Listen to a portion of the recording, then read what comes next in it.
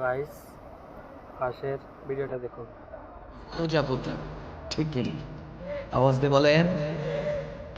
আমরা যখন ওই পোকাটাকে দেখি প্রথম দিকে নোংরা থাকে, অসুন্দর দেখা যায়, জোকের মতো, কিন্তু যখন সে নিজেকে আবৃত করে নেয়, সেই সাদা অংশের মধ্যে যখন নিজেকে আবৃত করে নেয়, তারপরে সে ওই জায়গার মধ্যে মরে পড়ে থাকে।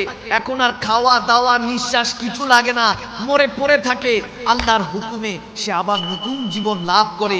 এতক্ষণ আগে ওই যোগটাকে দেখলে ঘিন লাগতো, ঘৃণা আসতো, নিজের কাছে একটা অন্যরকম খারাপ লাগতো। কিন্তু যখন সে খোলস পাল্টিয়ে প্রজাপতি বাটারফ্লাই হয়ে গেল, এখন সে বাটারফ্লাইকে দেখতে ভালো লাগছে, সে প্রজাপতিকে দেখতে ভালো লাগছে। ঠিক না? আওয়াজ দিয়ে বলেন ঠিক না? ব্যবস্থাটা রেখেছেন কে? চিল্লা বলুন কে? আওয়াজ করতে হবে। আমি কোনো কবরস্থানে ওয়াজ করছি, এটা কবরস্থান। অনেক মানুষ, আলহামদুলিল্লাহ বলেন। যতটুকু মানুষ আছে যথেষ্ট। আমি গুনাহগার, যেখানে ওয়াজ করি এর থেকে মানুষ বেশি হয়। রাত গভীর হয়ে গেছে। প্রবলেম হলো, আমাকে 11টায় বলা হয়েছে আমার শিডিউল অনুযায়ী। আমি 11টার কিছুক্ষণ 10 মিনিট আগে এসেছি, কিন্তু জানতে পেরেছি যে আমাকে 10টা সাড়ে 10টার মধ্যে আসার কথা ছিল। কিন্তু কি করব, বাংলাদেশ জ্যাম জটের মধ্যে পড়েছিলাম। আল্লাহ হেফাজত করেছে। আমার যখন আসতেছি ভাটিয়ালি দিয়ে একটা ট্রাক বেলানে চলতে গিয়ে আল্লাহ মালুম এমন ভাবে অ্যাক্সিডেন্ট করেছি, স্পট ডেট দেখে এসেছি। আল্লাহু আকবার। আমরা তো এখনো বেঁচে আছি, তো শুকরিয়া আদায় করলাম আল্লাহর কাছে। তো ওই জায়গাটা তো আমিও থাকতে পারতাম, আমার গাড়িটাও থাকতে পারতো। ট্রাকটা এমন ভাবে, লরিটা উঠে গেল, কারণ 4 লাইন রাস্তা, লরিটা উঠে গেল, সে খেয়াল করে না হয়তোবা আজকে তার মৌত এখানে ছিল। এমন ভাবে বিধ্বস্ত ভাবে অ্যাক্সিডেন্ট করেছে যে দামা চাপা হয়ে গেছে। ড্রাইভার বাঁচার তো কোনো উপায় নাই। ওখানের মধ্যে আমি রক্ত দেখিয়ে এসেছি।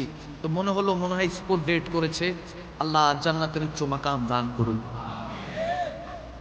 আমরা একে অপরের জন্য দোয়া করব, এটাই তো আমাদের চাওয়া পাওয়া, ঠিক কিনা? আর দোয়া ছাড়া কোনো কিছু হয়ও না। আমার আল্লাহ বলেছেন, আমার রসুলের পাক বলেছেন, আর দোয়াও মকবুল ইবাদা, ইবাদত কবুল হয় দোয়ার উসিলা, ঠিক কিনা? এই জন্যই তো জামাত করেছি, কারণ বছরে এরকম মেহফিলগুলি করার সুযোগ হয় না। এগুলো বছরে একবারই করে, ঠিক কিনা? এখানের মধ্যে এটা হলো আজকে আপনাদের এটা মাদ্রাসা, কারণ প্রতিদিন মাদ্রাসায় গিয়ে কোরআন সুন্নাহর এলেম অর্জন করার তৌফিক হয় না, ঠিক কিনা? এই জন্য এখানের থেকে যা কিছু শিখবেন এটা আগামী 1 বছর প্রয়োগ করবে। রাজি আছেন? কে কে রাজি নাই হাত তোলেন। তওবা তওবা, আমি কার কাছে ওয়াজ করতেছি খেয়াল করে নাই নাকি? আল্লাহ তৌফিক দান করুক, আমিন বলেন।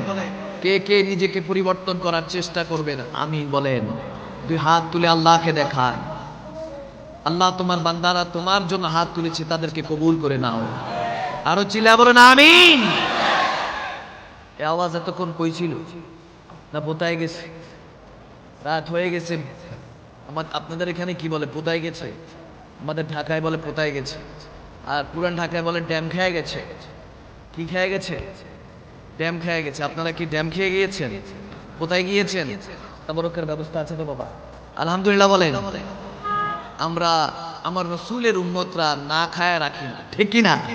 আমার নবী বলেছেন 2টা জিনিস জান্নাতীদের লক্ষণ, একটা হলো খাওয়ানো আর একটা হলো সালাম দেওয়া। সুবহানাল্লাহ।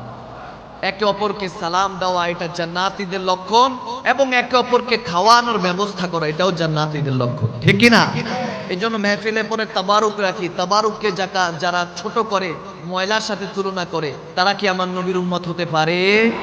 আওয়াজ দিয়ে বলেন পারে? আমার আল্লাহ তাবারক ওয়া তাআলা বলছেন, বান্দা নিজেকে ওভাবে খোলস পাল্টিয়ে আসো। ইয়া আইয়াতুন নাফসুল মুতমাইন্না, তোমার নফস এটা হলো দুনিয়াবি নফস। হাই তেরা নফস, দুনিয়ার মধ্যে, হুব্বুদ দুনিয়ার মধ্যে আমরা এমন ভাবে ডুবে আছি। এই যে অ্যাক্সিডেন্টটা দেখে আসলাম, মারাত্মক ভাবে অ্যাক্সিডেন্ট হয়ে মারা গেছে, ওই জায়গায় আপনিও থাকতে পারতেন, আমিও থাকতে পারতাম। আওয়াজ দিয়ে বলেন থাকতে পারতাম। 25 কোটি মানুষ করোনার কারণে ইন্তেকাল হয়ে কবরে চলে গেছে। সবাই 25 কোটি মানুষ, এটা তো সারা পৃথিবীতে করোনাতে 25 কোটি মানুষ ইন্তেকাল করেছে, মারা গেছে। এটা তো হিসাবে হিসাব যারা মারা গেছে, যেটা আমরা জানিও না, তার থেকে বেশিও হতে পারে, ঠিক কিনা? প্রতিদিন কি এরকম গণনা করার সুযোগ হয়েছে করোনাকালীন? কতজন মারা গেছে এটা হিসাব করা সম্ভব হয় নাই। তো আমাদেরকে আল্লাহ দেখেন 25 কোটি মানুষ যারা হয়তো বা গত বছরও ছিল, ঠিক কিনা বলুন? আজকে ওই ভাই বাবারা ওই মা বোনরা আছে নাই? আপনিও চলে যেতে পারতেন, তারা কবরে, আপনি এখনো পরে, তার মানে কাজ এখনো বাকি আছে, ঠিক কিনা বলুন? নিজেকে পরিবর্তন করার আল্লাহ সুযোগ করে দিয়েছে, এজন্য নিজেকে পরিবর্তন করতে হবে, ঠিক কিনা? You have to change yourself. আপনাকে নিজেকে পরিবর্তন করতে হবে, অন্য কেউ এসে আপনাকে পরিবর্তন করবে না, ঠিক কিনা? আল্লাহ কবুল করুক, আমিন বলে। ভিডিওটা দেখে যদি ভালো লাগে তাহলে লাইক, সাবস্ক্রাইব, ফলো করে দিন। ধন্যবাদ সবাইকে।